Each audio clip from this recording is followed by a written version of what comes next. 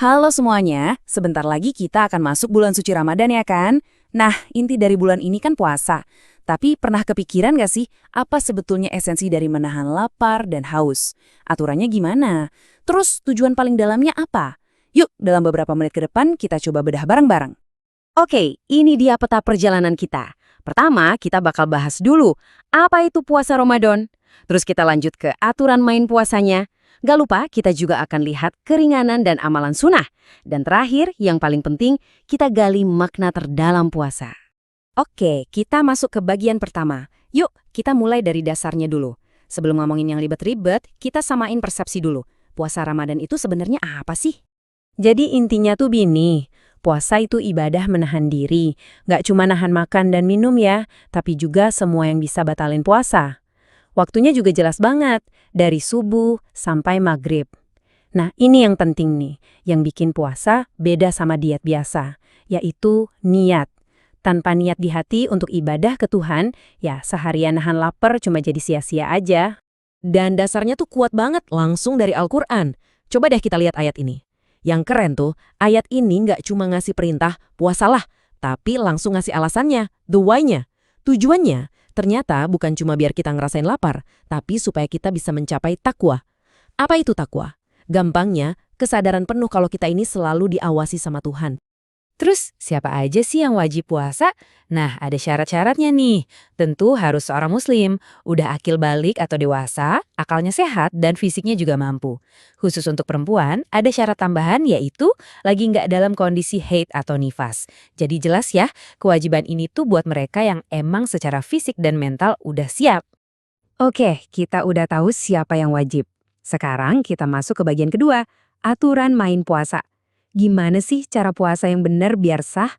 Ternyata, rukun puasa atau pilar utamanya itu simple banget, cuma ada 2. Pertama, niat. Ini harus dipasang di dalam hati sebelum subuh.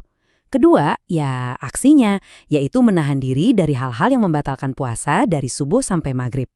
Dua-duanya ini satu paket, nggak bisa dipisah. Niat doang tapi nggak nahan diri ya nggak jadi. Nahan diri seharian tapi lupa niat, ya jatuhnya cuma diet aja, bukan ibadah. Nah, tentu ada dong hal-hal yang bisa bikin puasa kita batal. Kalau kita lihat di sini ya jelas ya, makan atau minum di siang hari, dan beberapa hal lainnya. Tapi ada satu kata kunci yang penting banget di sini, sengaja. Semua hal ini baru dianggap batal kalau dilakuin dengan sengaja. Nah, ini nyambung banget sama yang tadi. Gimana kalau kita lupa? Misalnya, saking hausnya, nggak sadar minum sedikit. Puasa kita batal nggak? Jawabannya, enggak. Puasanya tetap sah kok. Begitu ingat, ya udah langsung berhenti aja terus lanjutin puasanya. Keren ya? Ini nunjukin kalau aturan agama itu bener-bener ngertiin kita sebagai manusia yang kadang suka lupa.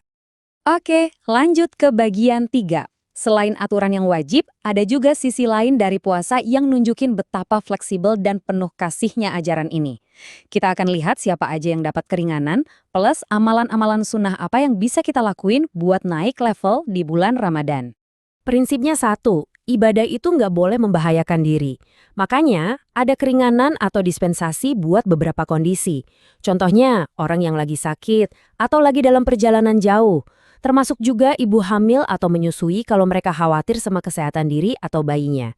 Dan tentunya para lansia yang fisiknya emang udah nggak memungkinkan untuk berpuasa. Terus, gimana cara bayar utang puasanya? Ada 2 cara nih, tergantung kondisinya. Kalau halangannya cuma sementara, kayak sakit ringan atau lagi traveling, nanti puasanya wajib diganti di hari lain. Ini namanya qadha. Tapi kalau halangannya permanen, misalnya karena sakit kronis atau usia yang udah sangat tua, gantinya bukan dengan puasa lagi, tapi dengan membayar fidyah, yaitu ngasih makan orang yang membutuhkan untuk setiap hari yang ditinggalkan. Selain yang wajib-wajib tadi, ada banyak banget amalan sunnah yang bisa bikin Ramadan kita jadi lebih hidup dan berwarna. Misalnya nih makan sahur, terus pas maghrib disunahkan buat cepet-cepet berbuka. Jangan lupa juga perbanyak doa, sedekah, baca Al-Quran, dan pastinya sholat tarawih di malam hari.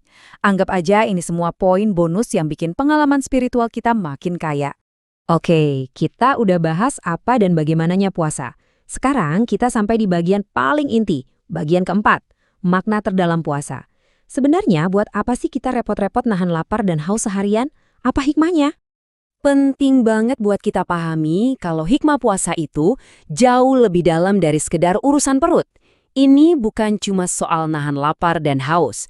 Anggap aja puasa ini semacam program training spiritual yang super intensif selama sebulan penuh. Nah, kita balik lagi ke tujuan utamanya, takwa. Ingat kan, puasa itu alat buat menumbuhkan kesadaran kita sama Tuhan. Coba bayangin deh, setiap kali kita ngerasa lapar, haus, terus kita ingat, oh iya, aku puasa karena Allah. Saat itu juga kita lagi ngelatih kesadaran kita kalau Tuhan itu selalu ada dan melihat. Dan coba deh kita pikirin, kalau keinginan paling dasar manusia aja, kayak makan dan minum, bisa kita kendalikan, harusnya sih ngendaliin amarah, ngendaliin omongan, atau ngendaliin kebiasaan buruk lainnya jadi lebih gampang kan? Puasa tuh ibaratnya gym buat ngelatih otot kesabaran dan kontrol iri kita. Gak cuma itu, puasa juga punya dimensi sosial yang kuat banget. Kadang kan kita susah ya buat bener-bener ngerti penderitaan orang lain kalau kita nggak ngerasain sendiri. Nah, dengan merasakan lapar seharian, walau cuma sementara, hati kita jadi lebih peka. Kita jadi lebih bisa berempati sama mereka yang mungkin merasakan lapar bukan karena pilihan, tapi karena keadaan. Jadi, jelas ya, puasa yang sejati itu bukan cuma puasanya perut, tapi puasanya seluruh anggota badan. Mata kita ikut puasa dari melihat yang gak baik, lisan kita puasa dari gosip dan kata-kata kotor, bahkan pikiran kita juga ikut puasa dari niat yang jelek. Ini benar-benar soal transformasi diri secara total. Pada akhirnya, Ramadan itu kayak bootcamp spiritual, latihan intensif sebulan. Nah, pertanyaan besarnya buat kita semua adalah, gimana caranya biar semangat, disiplin, dan kesadaran yang udah kita bangun susah payah sebulan ini bisa terus kita bawa di 11 bulan ke depan. Karena tujuan akhirnya kan bukan jadi orang baik selama 30 hari doang, tapi jadi pribadi yang lebih baik untuk seterusnya.